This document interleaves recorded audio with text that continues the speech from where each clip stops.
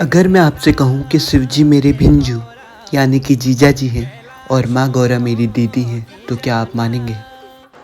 उत्तराखंड की भूमि अपने विशेष लोक पर्वों के लिए प्रसिद्ध है। इन्हीं में से एक पर्व है सातु आठू लोक पर्व। भगवान के साथ मानवीय रिश्ते बना के उनकी पूजा करने का त्योहार है सातु त्योहार। यह त्योहार भगवान शिव और माँ गौरा के लिए मनाया जाता है, जिसमें माँ गौरा को दीदी और भगवान शिव को जीजा जी के रूप में पूजने की परंपरा है।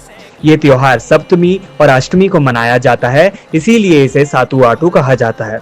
कुछ जगह ये त्योहार गौरा महेश्वर भी कहा जाता है। उत्तराखंड के कुमाऊं में मनाए जाने वाला यह त्योहार पंचमी से शुरू होकर अष्टमी तक चलता है। भादो मास के शुक्ल पक्ष की पंचमी को बिरुड़ पंचमी कहा जाता है। इस दिन घरों में तांबे के बर्तन में 5 या 7 अनाजों को पानी में भिगो दिया जाता है, जिसमें 5 तरह के बीज होते हैं, जिसे बिरुड़ा भी कहा जाता है। उस बर्तन के बाहर 5 जगह थोड़ी थोड़ी मात्रा में गाय का गोबर लगाया जाता है और उसमें दीप प्रज्वलित किया जाता है। सप्तमी।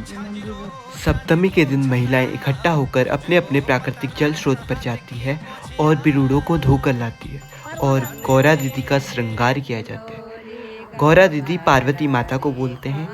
गौरा दीदी के श्रृंगार के लिए महिलाएं 16 श्रृंगार करके धान के खेत से 5 प्रकार के पौधे से एक माता की आकृति बनाती है और उसे सजाकर एक डलिया में डाल दिया जाता है। फिर गांव के लोग लोकगीत गाते हुए गांव के उस स्थान पर उस माता की आकृति को रख देते हैं जहां पर बिरुड़ पूजा का आयोजन होता है और पंचमी के दिन भिगाए गए उन बिरुड़ों से कमरा दीदी मतलब गौरी माता की पूजा की जाती है। इस शुभ अवसर पर अखंड सौभाग्य और संतान की मंगल कामना के लिए सुहागिन महिलाएं गले व हाथ में पीली डोर धारण करती है। पंडित जी सप्तमी की पूजा करवाते हैं। महिलाएं लोक नृत्य तथा लोक गीतों का आनंद लेती हैं।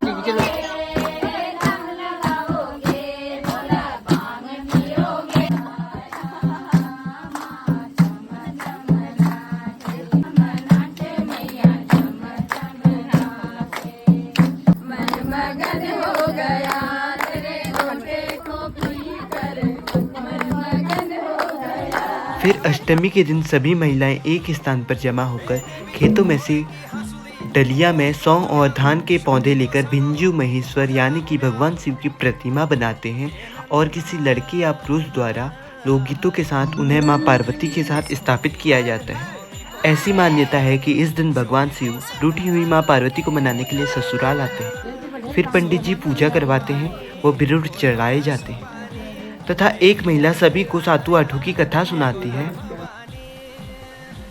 सातों आठों के शुभ अवसर पर एक विशेष रस्म भी निभाई जाती है। इस रस्म में एक बड़े कपड़े के बीच में बिरुड़ और फल रखे जाते हैं, फिर दोनों तरफ से पकड़कर उसे ऊपर उछालते हैं।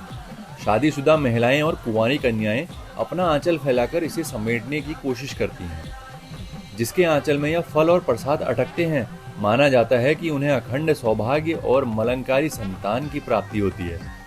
इस कथा की समाप्ति के बाद बिरुड़ को पकाकर उनका प्रसाद बनाया जाता है। गौरी महेश को चढ़ाने के बाद लोग एक दूसरे को चढ़ाते व बांटते हैं।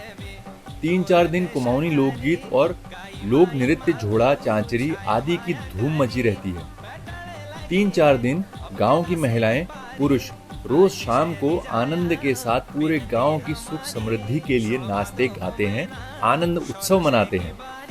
गमरा दीदी और भिंजू के साथ आनंद के दिन बिताने के बाद उनकी विदाई का समय भी आ जाता है। लोग अपनी बेटी और जमाई को लोकगीत और ढोल नगाड़ों की धूम के साथ विदा करते हैं। गौरी महेश की मूर्ति को स्थानीय मंदिर में विसर्जित कर दिया जाता है, जिसे सिवाना या सिला देना की रस्म भी कहा जाता है। सातों आठों पर्व के बाद पिथौरागढ़ में कहीं कहीं हिल यात्रा का आयोजन भी किया जाता है।